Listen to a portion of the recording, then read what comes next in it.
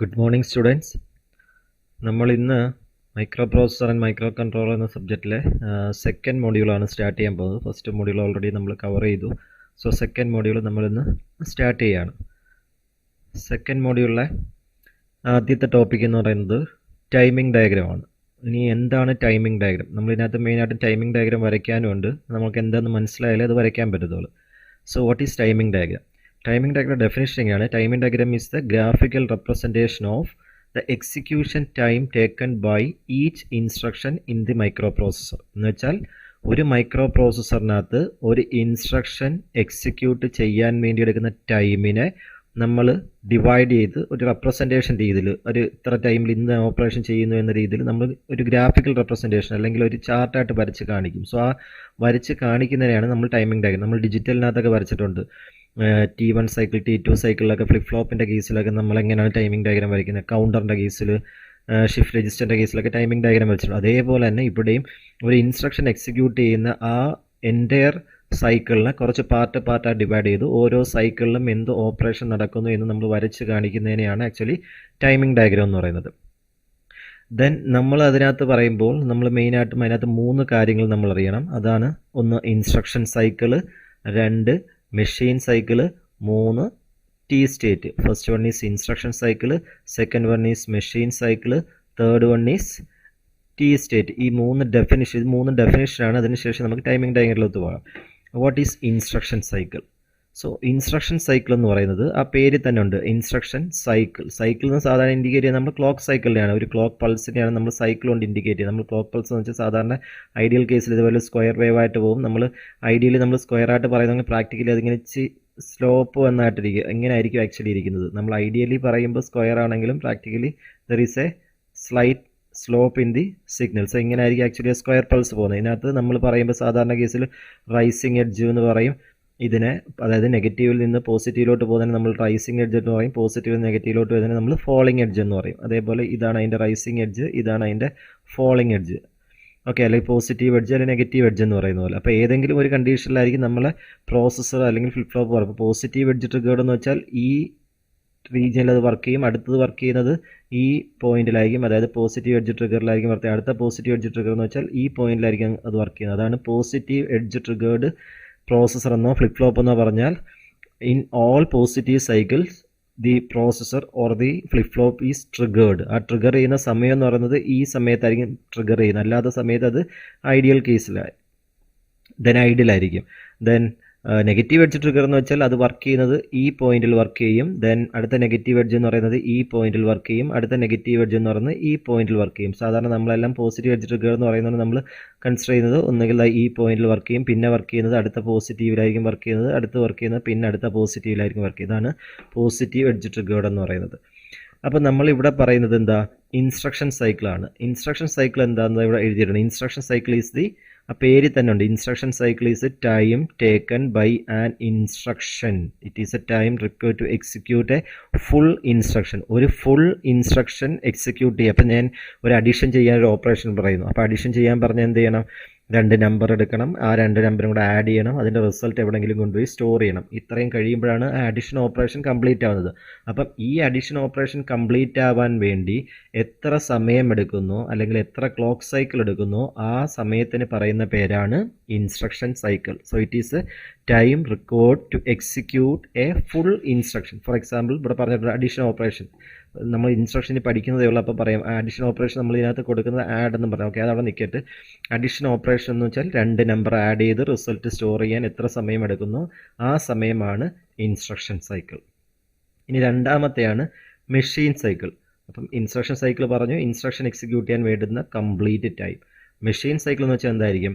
It is a time required to complete an operation like memory access, op code fetch or input output device access etcetera. അതായത് ഒരു instruction execute ചെയ്യണമെങ്കിൽ കുറേ operations വേണം. അതായത് ആദ്യമേ പോയി ഫെച്ച് ചെയ്തുകൊണ്ട് വരണം, പിന്നെ 2 നമ്പറും കൂടെ എടുക്കണം, പിന്നെ അത് ആഡ് ചെയ്യണം, പിന്നെ കൊണ്ടുപോയി സ്റ്റോർ ചെയ്യണം. ഇതെല്ലാം കഴിഞ്ഞാലേ ഒരു ഇൻസ്ട്രക്ഷൻ്റെ എക്സിക്യൂഷൻ കംപ്ലീറ്റ് ആകത്തുള്ളൂ. അപ്പോൾ അതിന് വേണ്ടി എടുക്കുന്ന എൻ്റയർ സമയമാണ് ഇൻസ്ട്രക്ഷൻ സൈക്കിൾ എന്ന് പറയുന്നത്. പക്ഷേ മെഷീൻ സൈക്കിൾ എന്ന് വെച്ചാൽ എന്താ? ഒരു ഓപ്പറേഷൻ കംപ്ലീറ്റ് ചെയ്യാൻ വേണ്ടി, ഫോർ എക്സാമ്പിൾ ഒരു മെമ്മറി ആക്സസ്, അല്ലെങ്കിൽ ഒരു ഓപ്പ് കോഡ് ഫെച്ച്, അല്ലെങ്കിൽ ഒരു ഇൻപുട്ടിൽ നിന്ന് വാല്യൂ റീഡ് ചെയ്യുന്നു, ഔട്ട്പുട്ടിലോട്ട് വാല്യൂ റൈറ്റ് ചെയ്യുന്നു. അപ്പോൾ അങ്ങനെയൊക്കെ പറയുന്നതാണ് ഓരോ ഓപ്പറേഷൻസ്. ആ ഓപ്പറേഷൻസ് ചെയ്യാനെടുക്കുന്ന സമയമാണ് മെഷീൻ സൈക്കിൾ എന്ന് പറയുന്നത്. അപ്പം ഇൻസ്ട്രക്ഷൻ സൈക്കിളിനേക്കാൾ വലുതായിരിക്കുമോ ചെറുതായിരിക്കുമോ മെഷീൻ സൈക്കിൾ? ചെറുതായിരിക്കും. കാരണം കുറേ മെഷീൻ സൈക്കിൾസ് ചേർന്നതായിരിക്കും ഒരു ഇൻസ്ട്രക്ഷൻ സൈക്കിൾ. കാരണം ഒരു ഇൻസ്ട്രക്ഷനകത്ത് ഇതേപോലെ കുറേ ഓപ്പറേഷൻസ് കാണും. കുറേ ഓപ്പറേഷൻസ് ചേരുമ്പോഴാണ് ഒരു ഇൻസ്ട്രക്ഷൻ്റെ എക്സിക്യൂഷൻ കംപ്ലീറ്റ് ആവുന്നത്. അതുകൊണ്ട് ഇൻസ്ട്രക്ഷൻ സൈക്കിളിനകത്ത് കുറേ മെഷീൻ സൈക്കിൾ കാണും. കുറേ മെഷീൻ സൈക്കിൾ ചേർന്നായിരിക്കും ഒരു ഇൻസ്ട്രക്ഷൻ സൈക്കിൾ. അപ്പോൾ ഇൻസ്ട്രക്ഷൻ സൈക്കിളിനകത്ത് കുറേ ഓപ്പറേഷൻസ് കാണും. അപ്പം അതിൽ ഒരു ഓപ്പറേഷൻ ചെയ്യാനെടുക്കുന്ന സമയമാണ് മെഷീൻ സൈക്കിൾ. അങ്ങനെ എല്ലാ ഓപ്പറേഷനും ചേർന്ന് ആ എൻറ്റയർ ഇൻസ്ട്രക്ഷൻ കംപ്ലീറ്റ് ചെയ്യുമ്പോൾ ദാറ്റ് ഈസ് ഇൻസ്ട്രക്ഷൻ സൈക്കിൾ.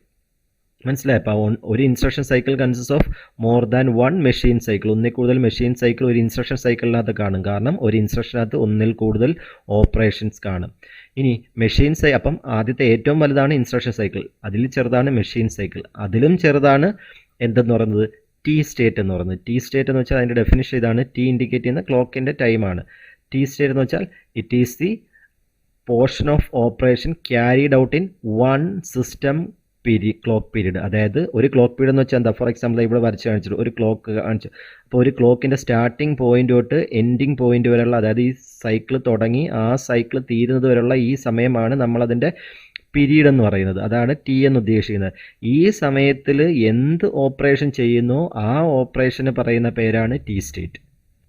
മനസ്സിലായി? അപ്പോൾ ഈ ഓപ്പറേഷനിൽ ഇത്രയും സമയത്ത് ചിലപ്പോൾ ഒരു ഇൻസ്ട്രക്ഷൻ തീരാം, ചിലപ്പോൾ ഒരു ഓപ്പറേഷൻ തീരാം, ചിലപ്പോൾ ഒരു ഓപ്പറേഷൻ്റെ പകുതിയെ തീരത്തുള്ളൂ, അല്ലെങ്കിൽ ഒരു ഓപ്പറേഷൻ തുടങ്ങി വെക്കത്തുള്ളൂ. എന്തോ ആയിക്കോട്ടെ, ആ സമയത്ത് ചെയ്യുന്ന എന്ത് ഓപ്പറേഷനും ഏതിനകത്ത് വരും?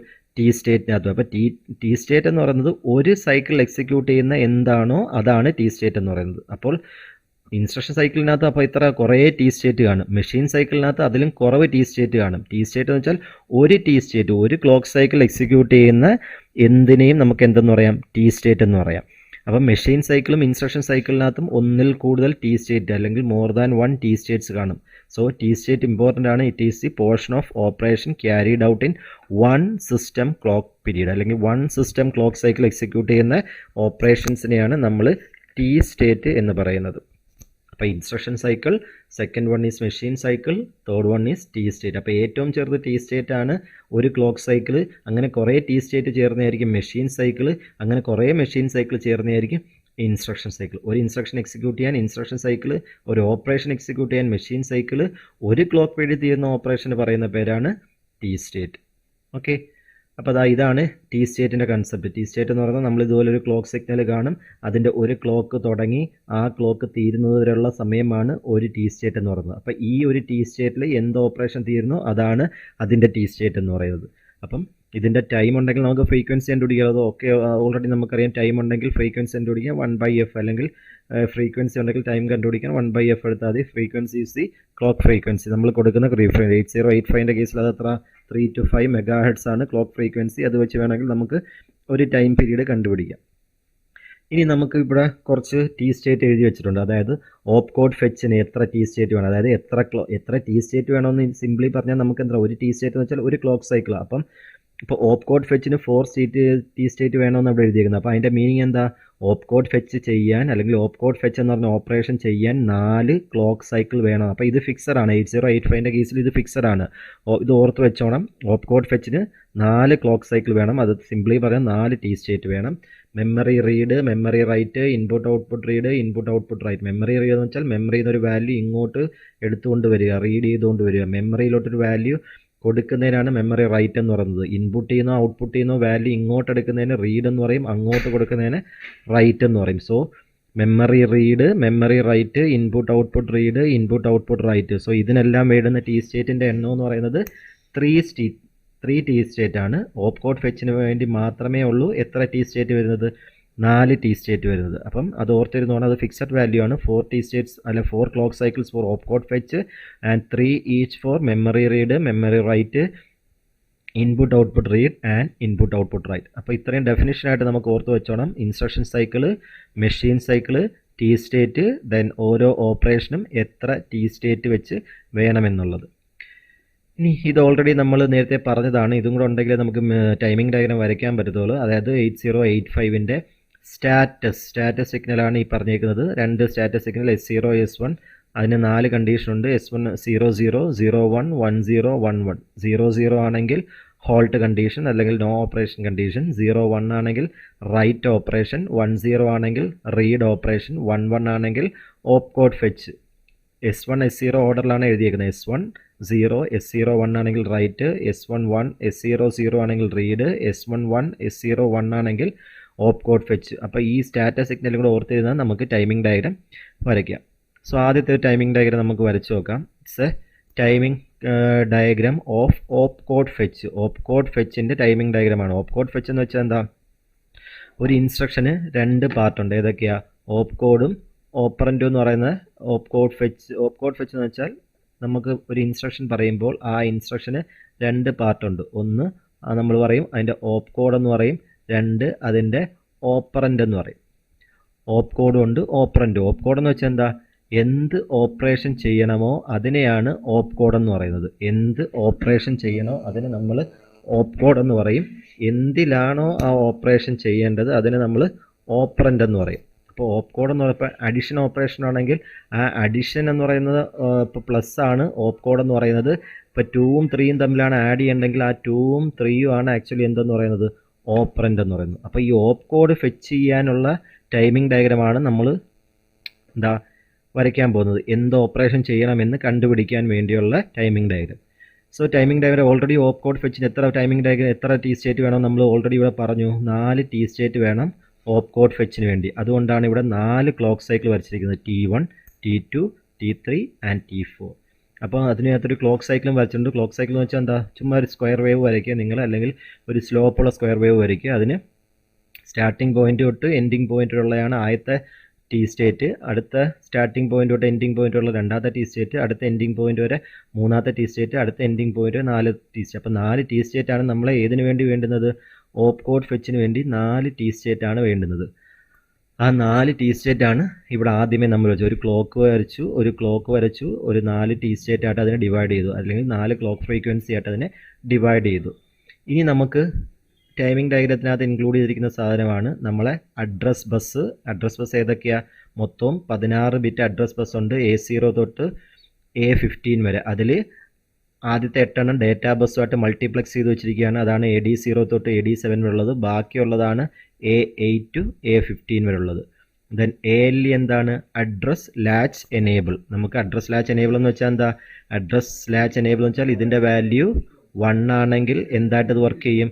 ഇത് അഡ്രസ് ബസ്സായിട്ട് വർക്ക് ചെയ്യും. ഇതിൻ്റെ വാല്യൂ 0 ആണെങ്കിൽ ഇത് ഡേറ്റാ ബസ്സായിട്ട് വർക്ക് ചെയ്യും. അതായത് അഡ്രസ് ആണോ ഡേറ്റ ആണോ, ഇവിടെ അഡ്രസ് വേണോ ഡേറ്റ വേണോ എന്ന് തീരുമാനിക്കാനുള്ളതാണ് ALE. ALEയുടെ വാല്യൂ 1 ആണെങ്കിൽ ഇത് അഡ്രസ് ബസ്സായിട്ട് വർക്ക് ചെയ്യും. അതുപോലെ പേരിൽ തന്നെ ഉണ്ട്, അഡ്രസ് ലാച്ച് എനേബിൾ എന്നാണ്. ALEയുടെ വാല്യൂ 0 ആണെങ്കിൽ അത് ഡേറ്റാ ബസ്സായിട്ട് വർക്ക് ചെയ്യും. ദെൻ ഇത് നമ്മളിപ്പോൾ പറഞ്ഞതുപോലെ IO ബാർ M ബാർ എന്ന് വെച്ചാൽ ഇൻപുട്ട് ഔട്ട്പുട്ട് ഓപ്പറേഷൻ ആണോ മെമ്മറി ബേസ്ഡ് ഓപ്പറേഷൻ ആണോ എന്ന്. ഇതിൻ്റെ വാല്യൂ 0 ആണെങ്കിൽ ഇത് മെമ്മറി ബേസ്ഡ് ഓപ്പറേഷൻ ആയിരിക്കും. ഇതിൻ്റെ വാല്യൂ 1 ആണെങ്കിൽ അത് IO ബേസ്ഡ് ഓപ്പറേഷൻ ആയിരിക്കും. 0 ആണെങ്കിൽ മെമ്മറി ബേസ്ഡ് ഓപ്പറേഷൻ, കാരണം ഇത് ആക്റ്റീവ് ലോ സിഗ്നലാണ്. 1 ആണെങ്കിൽ അത് ഇൻപുട്ട് ഔട്ട്പുട്ട് ബേസ്ഡ് ഓപ്പറേഷൻ ആയിരിക്കും. S1 S0 നമ്മളിപ്പോൾ ഓൾറെഡി പറഞ്ഞു, അത് സ്റ്റാറ്റസ് സിഗ്നലാണ്. 0 0 0 1 1 0 1 1 അങ്ങനെ 4 കണ്ടീഷനുണ്ട്. 4നും 4 ഓപ്പറേഷനുണ്ട്. Halt, write, read, op code fetch. Then read bar ഇവിടെ ഒന്നുകിൽ റീഡ് ബാർ വരാം അല്ലെങ്കിൽ റൈറ്റ് ബാർ വരാം. ഇവിടെ റീഡ് ബാർ വരയ്ക്കാൻ കാരണം നമ്മൾ ചെയ്യുന്ന ഓപ്പ് കോഡ് ഫെച്ച് ആണ്. ഓപ്പ് കോഡ് ഫെച്ച് എന്ന് വെച്ചാൽ ഓപ്പ് കോഡിനെ ഫെച്ച് ചെയ്തുകൊണ്ട് വരിക എന്നായി, അതായത് ഇങ്ങോട്ട് കൊണ്ടുവരികയാണ്. അപ്പോൾ ഇങ്ങോട്ട് കൊണ്ടുവരുന്ന ഓപ്പറേഷൻ എന്താ? റീഡാണ്. നമ്മൾ വാല്യൂ അങ്ങോട്ട് കൊടുക്കുന്നെങ്കിൽ അത് റൈറ്റ് ആയിരിക്കും. അപ്പോൾ ഇവിടെ ഓപ്പ് കോഡ് ഫെച്ച് എന്ന് വെച്ചാൽ വാല്യൂ ഇങ്ങോട്ട് റീഡ് ചെയ്യുകയാണ്. അപ്പോൾ അതുകൊണ്ടാണ് ഇവിടെ റീഡ് ബാർ വെച്ചിരിക്കുന്നത്. നമ്മൾ അങ്ങോട്ട് കൊടുക്കുമ്പോൾ അത് റൈറ്റ് ബാർ ആയിട്ടായിരിക്കും നമ്മൾ വരയ്ക്കുന്നത്. ഇനി എങ്ങനെയാണ് അത് വരയ്ക്കുന്നത് എന്നുള്ളത്. അപ്പോൾ ഈ സിഗ്നലാണ് നമ്മൾ മിക്കവാറും എല്ലാത്തിലും ഈ സിഗ്നൽസ് വെച്ചാണ് നമ്മൾ വരയ്ക്കുന്നത്. അപ്പം ആദ്യമേ ഒരു അഡ്രസ് ബസ് വരച്ചിട്ടുണ്ട്. Then data bus, address bar, data bus, ALE, IO bar, M bar, അതിൻ്റെ കൂടെ തന്നെ സ്റ്റാറ്റസും വരച്ചിട്ടുണ്ട്. ദെൻ ഇവിടെ റീഡ് ബാറും വരച്ചിട്ടുണ്ട്. ആദ്യമേ നമ്മൾ ചെയ്യേണ്ടത്, നമ്മൾ അഡ്രസ് ബസ്സിൻ്റെ 2 പാർട്ടുണ്ട്. ഒന്ന് A0 തൊട്ട് A7 വരെയുള്ള സെക്ഷനും 2 A8 തൊട്ട് A15 വരെയുള്ള സെക്ഷനും. അപ്പോൾ ഇതിനെ നമ്മൾ പറയും ലോവർ ഓർഡർ അഡ്രസ്സ് എന്ന് പറയും. A0 തൊട്ട് A7 വരെയുള്ള ഇതിനകത്തുള്ളതിനെ ലോവർ ഓർഡർ അഡ്രസ്സ് എന്ന് പറയും. A8 ടു A15 വരെയുള്ളതിനെ നമ്മൾ ഹയർ ഓർഡർ അഡ്രസ്സ് എന്ന് പറയും. അപ്പം നമുക്ക് ഓപ്പ് കോഡ് ഫെച്ചിന് വേണ്ടി എന്താ ചെയ്യേണ്ടത്? ഒരു അഡ്രസ്സ് കാണും. ആ അഡ്രസ്സിൽ കിടക്കുന്ന ഇൻസ്ട്രക്ഷൻ ഏതാണോ ആ ഇൻസ്ട്രക്ഷനകത്ത് ഓപ്പ് കോഡ് ഫെച്ച് ചെയ്തുകൊണ്ട് വരണം, അല്ലെങ്കിൽ റീഡ് ചെയ്തുകൊണ്ട് വരണം.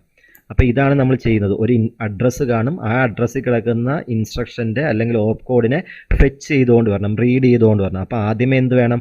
ഒരു അഡ്രസ്സ് കാണും, ആ അഡ്രസ്സിനെ നമ്മൾ കണ്ടുപിടിക്കണം. അപ്പം 8085 അഡ്രസ്സ് എത്ര ബിറ്റ് ആയിരിക്കും? 8085 അഡ്രസ്സ് 16 ബിറ്റ് ആയിരിക്കും. അപ്പോൾ ഈ 16 ബിറ്റ് എവിടെ കാണും? A0 തൊട്ട് A7 വരെയുള്ള 8 ബിറ്റിൽ കാണും, ബാക്കി A8 to A15 വരെയുള്ള 8 ബിറ്റിൽ കാണും. അപ്പോൾ ഈ 8 ബിറ്റും കൂടെ ചേരുമ്പോഴാണ് നമുക്ക് എന്താകുന്നത്? 16 ബിറ്റ് അഡ്രസ്സ് ആകുന്നത്. അപ്പോൾ ആദ്യമേ ചെയ്യുന്നത് ഈ 16 ബിറ്റ് അഡ്രസ്സിലെ ഇൻസ്ട്രക്ഷൻ കണ്ടുപിടിക്കുക, അവിടെ കിടക്കുന്ന ഓപ്പ് കോഡ് എടുത്തുകൊണ്ട് വരിക. ഇതാണ് നമ്മൾ ചെയ്യുന്നത്. അപ്പോൾ അതുകൊണ്ടാണ് ആദ്യമേ നമ്മൾ അഡ്രസ് ബസ് വരച്ചേക്കുന്നത്. കാരണം ആദ്യമേ നമുക്ക് കിട്ടുന്ന എന്താ? അഡ്രസ്സാണ് നമുക്ക് കിട്ടുന്നത്. അപ്പം ഇനി ഇവിടെ ഒരു ക്രോസ് വരച്ചേക്കുന്ന ഉദ്ദേശം എന്ന് വെച്ചാൽ ഇതിന് മുമ്പുള്ള വാല്യൂ എന്താണെന്ന് നമുക്ക് അറിയത്തില്ല. അതുകൊണ്ട് ഇവിടെ ഒരു ചേഞ്ച് വന്നു എന്ന് കാണിക്കാൻ വേണ്ടി മാത്രമാണ് ഈ ക്രോസ് ഇട്ടിരിക്കുന്നത്. ഇനി ഇവിടെ 2 ലൈനായിട്ട് കാണിച്ചിരിക്കുന്നത് വെച്ചാൽ ഇതൊരു 16 ബിറ്റാണ്. ഒരു ബിറ്റേ ഉള്ളെങ്കിൽ നമ്മൾ ഒരു ലൈൻ ഹൈയും ലോയും ആയിട്ടാണ് കാണിക്കുന്നത്. ഇവിടെ 16 ബിറ്റാണ് കിടക്കുന്നത്. അതുകൊണ്ടാണ് ഇതൊരു ബസ്സായിട്ട് നമ്മൾ കാണിച്ചിരിക്കുന്നത്. സോ ഇതിനെ നമ്മൾ പറയുന്നത് ബസ് എന്നാണ് നമ്മൾ പറയുന്നത്. ബസ്സായിട്ടാണ് നമ്മൾ വരച്ചിരിക്കുന്നത്. അതുകൊണ്ടാണ് ഇത്, അതായത് ഈ 2 ലൈൻ ഇടയ്ക്ക് മൊത്തം 8 ബിറ്റ് കിടപ്പുണ്ടെന്നാണ് അതിൻ്റെ അർത്ഥം. കണ്ടോ? ബസ് വരുന്നിടത്തല്ല നമ്മൾ 2 ലൈനായിട്ട് വരയ്ക്കും. ഒരെണ്ണേ ഉള്ളെങ്കിൽ നമ്മൾ സിംഗിൾ ലൈനായിട്ട് വരയ്ക്കും. ഒന്നിൽ കൂടുതലുണ്ടെങ്കിൽ നമ്മളൊരു ബസ്സായിട്ട്, ബസ് എന്ന് വെച്ചാൽ ഇങ്ങനെ 2 ലൈനായിട്ട് നമ്മൾ വരയ്ക്കും. ഈ 2 ലൈൻ ഇടയ്ക്കാണ് നമ്മൾ കിടക്കുന്ന വാല്യൂസ് എന്ന് പറയുന്നത്.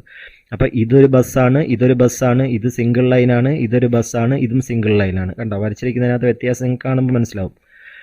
അപ്പോൾ ആദ്യമേ നമുക്കുള്ളത് ബസ്സിനകത്ത് എന്ത് കിടപ്പുണ്ട്? ഹയർ ഓർഡർ ബസ്സിനകത്ത് നമുക്ക് കുറേ ആദ്യത്തെ ആ 16 ബിറ്റ് അഡ്രസ്സിൽ 8 ബിറ്റ് എവിടെ കിടപ്പുണ്ട്? ഹയർ ഓർഡറിനകത്ത് കിടപ്പുണ്ട്. ബാക്കി 8 ബിറ്റ് ലോവർ ഓർഡറിനകത്ത് കിടപ്പുണ്ട്. കണ്ടോ? ലോവർ ഓർഡറിനകത്ത് അഡ്രസ്സ് കിടപ്പുണ്ട്, ഹയർ ഓർഡറിനകത്തും അഡ്രസ്സ് കിടപ്പുണ്ട്. ഇനി ഈ ബസ് അഡ്രസ്സായിട്ട് വർക്ക് ചെയ്യണമെങ്കിൽ എന്ത് വേണം? നമ്മൾ നേരത്തെ പറഞ്ഞു ALE, അഡ്രസ് ലാച്ച് എനേബിൾ എന്ന് പറഞ്ഞ സാധനമുണ്ട്. അത് 1 ആയാലേ എന്ത് വർക്ക് ചെയ്യത്തുള്ളൂ? ഇത് അഡ്രസ്സായിട്ട് വർക്ക് ചെയ്യത്തുള്ളൂ. ഇത് 0 ആണെങ്കിൽ ഇത് ഡേറ്റ ആയിട്ടാണ് വർക്ക് ചെയ്യുന്നത്. നമുക്ക് ആദ്യമേ എന്തായിട്ട് അത് വർക്ക് ചെയ്യേണ്ടത്?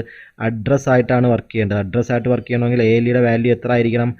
1 ആയിരിക്കണം. അതുകൊണ്ടാണ് ഇത് ആദ്യത്തെ സൈക്കിളിൽ ALEയുടെ വാല്യൂ കണ്ടോ 1 ആക്കി വെച്ചേക്കുന്നു. അത് കഴിഞ്ഞ് അതിൻ്റെ വാല്യൂ എന്താക്കും? 0 ആക്കും. എന്ന് വെച്ചാൽ ആദ്യത്തെ സൈക്കിൾ നമുക്ക് ഏതായിട്ടാണ് വരേണ്ടത്?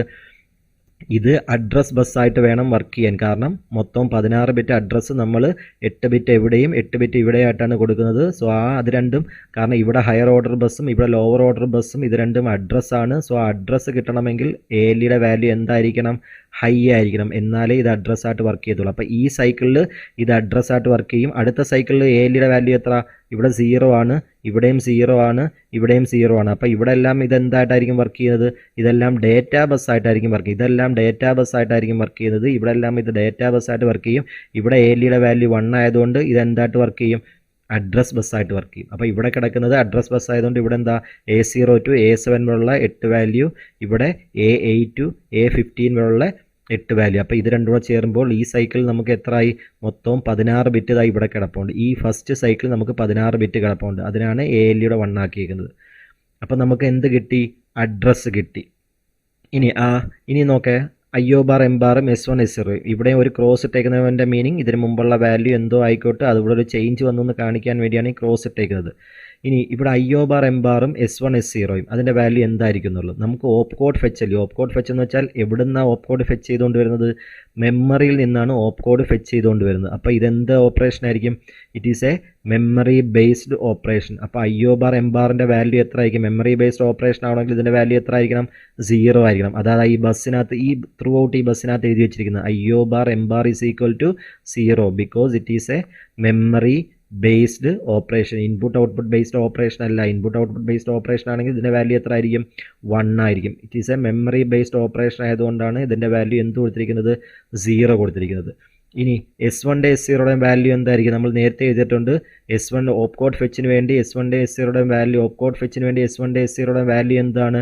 S1 is equal to 1, S0 is equal to 1. അതാണ് ഇവിടെയും കൊടുത്തിരിക്കുന്നത്. അതിവിടെ എഴുതി വെച്ചേക്കുന്നതേ ഉള്ളൂ. S1 is equal to 1, S0 is equal to 1. കാരണം it is A op code fetch operation. ഇനി റീഡ് ബാറിൻ്റെ കണ്ടീഷൻ അവിടെ നിൽക്കട്ടെ, അത് ഇതിൻ്റെ കൂടെ പറയാം, ഇപ്പോൾ പറയേണ്ട, ഇതിൻ്റെ കൂടെ പറയാം. അപ്പോൾ ആദ്യമേ നമ്മൾ എന്ത് ചെയ്തു? 16 ബിറ്റ് അഡ്രസ്സ് ലോവർ ഓർഡർ അഡ്രസ്സിലും ഹയർ ഓർഡർ അഡ്രസ്സിലും കൊടുത്തു. സോ അതാണ് ആദ്യമേ ചെയ്തത്. ഫസ്റ്റ് സൈക്കിൾ അതിനുവേണ്ടി ALEയുടെ വാല്യൂ 1 ആക്കി മെമ്മറി ബേസ്ഡ് ഓപ്പറേഷനും സ്റ്റാറ്റസ് സിഗ്നലും കൊടുത്തു. ഇനി സെക്കൻഡ് സൈക്കിളിൽ എന്ത് സംഭവിക്കും? അപ്പോൾ ഫസ്റ്റ് സൈക്കിൾ നമ്മൾ എന്തു ചെയ്തു? അഡ്രസ്സ് കൊടുത്തു. അപ്പോൾ ഓപ്പ് കോഡ് കിട്ടി. അപ്പോൾ ഓപ്പ് കോഡ് കണ്ടുപിടിച്ചെങ്കിൽ ഇനി എന്ത് ചെയ്യണം? അതിനെ ഫെച്ച് ചെയ്തുകൊണ്ട് വരണം. ഓപ്പ് കോഡ് കണ്ടുപിടിച്ച് വെച്ചു, അഡ്രസ്സ് വെച്ച്, അതാണ് ഫസ്റ്റ് സൈക്കിളിൽ ചെയ്തത്. സെക്കൻഡ് സൈക്കിൾ നമ്മൾ എന്ത് ചെയ്യുക? അതിനെ റീഡ് ചെയ്യണം. റീഡ് ചെയ്യാൻ വേണ്ടി എന്ത് ചെയ്യണം? റീഡ് ചെയ്യാൻ മീൻസ് എന്താ? ഇങ്ങോട്ട് എടുത്തുകൊണ്ട് വരണം. അതല്ലേ ഓപ്പ് കോഡ് ഫെച്ച് എന്ന് പറയുന്നത്. ഓപ്പ് കോഡ് ഫെച്ച് എന്ന് പറഞ്ഞാൽ വാല്യൂവിനെ നമ്മൾ ഇങ്ങോട്ട് റീഡ് ചെയ്ത് കൊണ്ടുവരണം. അപ്പോൾ അതിനു വേണ്ടി നമ്മൾ എന്താ ചെയ്യുന്നത്? ഇതാണ്ട് അതിനുശേഷം എന്തായി? ALE ആദ്യമേ ഹൈ ആക്കി. ഇനി നമുക്ക് ആ അഡ്രസ്സ് വേണ്ട, അതുകൊണ്ട് ALE എന്താക്കണം? 0 ആക്കണം. എന്ന് വെച്ചാൽ നമുക്കപ്പോൾ ഇനി ഈ ബസ് എന്തായിട്ടായിരിക്കും വർക്ക് ചെയ്യുന്നത്? ഇനി ഇത് വർക്ക് ചെയ്യാൻ പോകുന്നത് ഡേറ്റാ ബസ്സായിട്ടായിരിക്കും വർക്ക് ചെയ്യുന്നത്. കാരണം അഡ്രസ്സ് നമ്മൾ ഓൾറെഡി കണ്ടുപിടിച്ച് കഴിഞ്ഞു.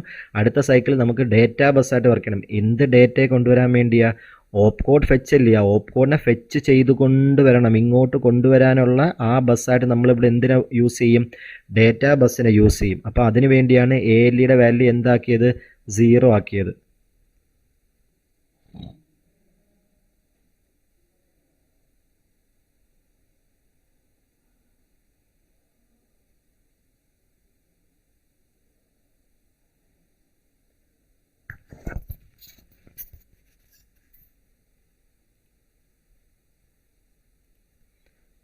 ഓക്കെ, അപ്പോൾ സെക്കൻഡ് സൈക്കിളിൽ നമ്മൾ റീസ്റ്റാർട്ട് ചെയ്യുന്നത് അഡ്രസ് ബസ്സിൽ നിന്ന്. ഇനി എന്താ? നമുക്ക് ആ ഓപ്പ് കോഡിനെ ഫെച്ച് ചെയ്തുകൊണ്ട് വരണം. ഫെച്ച് ചെയ്തുകൊണ്ട് വരുന്നത് ഏത് ബസ്സിൽ കൂടെ?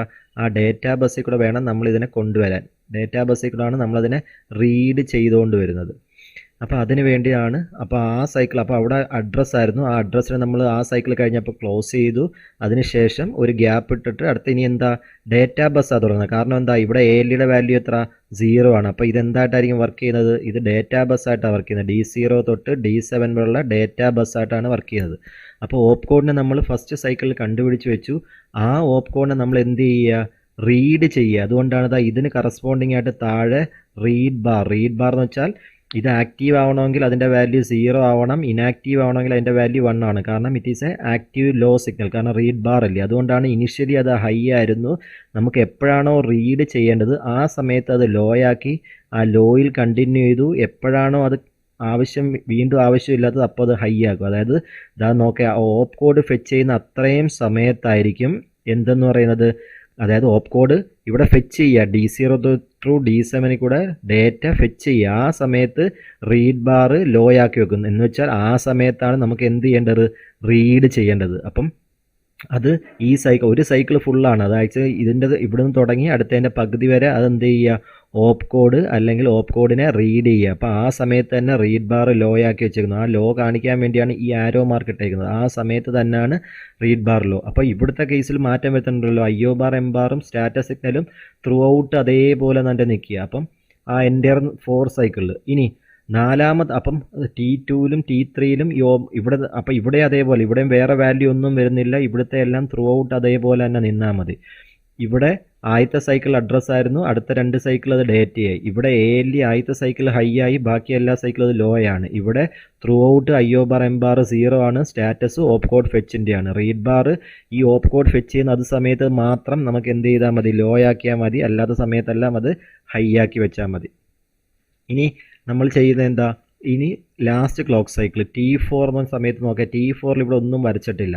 T4 അതായത് നാലാമത്തെ ക്ലോക്ക് സൈക്കിളിൽ ക്ലോക്ക് ഉണ്ട്. ഇവിടെ അൺസ്പെസിഫൈഡ് ഇട്ടേക്കുന്നു. ഇവിടെ ഒന്നും വരച്ചിട്ടില്ല. ഇവിടെ ഇത് കണ്ടിന്യൂ ചെയ്യുന്നു. ഇതെല്ലാം കണ്ടിന്യൂ ചെയ്യുക. കാരണം നാലാമത്തെ ക്ലോക്ക് സൈക്കിൾ എന്ന് പറയുന്നത് in this clock cycle the op code which was fetch from the memory is decode ചെയ്യാൻ വേണ്ടിയാണ് ഈ മെമ്മറി സൈക്കിൾ യൂസ് ചെയ്യുക. അതായത് ഇവിടെ പ്രത്യേകിച്ച് ഓപ്പറേഷൻ ഒന്നും നടക്കുന്നില്ല, ഡീകോഡിങ് ഓപ്പറേഷനാണ് ഇവിടെ നടക്കുന്നത്. അതുകൊണ്ട് അവിടെ അഡ്രസ്സോ ഡേറ്റയോ ആവശ്യമില്ല. നമ്മൾ ഈ ഫെച്ച് ചെയ്തുകൊണ്ട് വന്ന ഡേറ്റയെ ഡീകോഡ് ചെയ്യാൻ എടുക്കുന്ന സമയമാണ് T4 എന്ന് പറയുന്നത്. അതുകൊണ്ടാണ് ഇവിടെ അഡ്രസ്സ് അൺസ്പെസിഫൈഡ് ഇട്ടേക്കുന്നത്. കാരണം ഇവിടെ പ്രത്യേകിച്ച് അഡ്രസ്സൊന്നും വേണ്ട. കാരണം അഡ്രസ്സ് ഓൾറെഡി എടുത്തത് നമ്മൾ ഫെച്ച് ചെയ്തുകൊണ്ട് വന്നു. അവിടെ ഡീകോഡ് ചെയ്യാനാണ് 4th സൈക്കിൾ എടുക്കുന്നത്. അപ്പം ഫസ്റ്റ് സൈക്കിളിൽ നമ്മൾ അഡ്രസ്സ് കൊടുത്തു, ALE ഹൈ ആക്കി, IO bar M bar read bar high ആക്കി, കാരണം ഇവിടെ റീഡ് വേണ്ട. സെക്കൻഡ് സൈക്കിളിൽ ഇത് മാറ്റി ഡേറ്റ ആക്കി, ഇത് ALE മാറി ലോ ആയി, ഇത് കണ്ടിന്യൂ ചെയ്യുന്നു. ആ സമയത്ത് റീഡ് സ്റ്റാർട്ട് ചെയ്യുന്നു, അതായത് ഫെച്ചിങ് നടക്കുന്നു.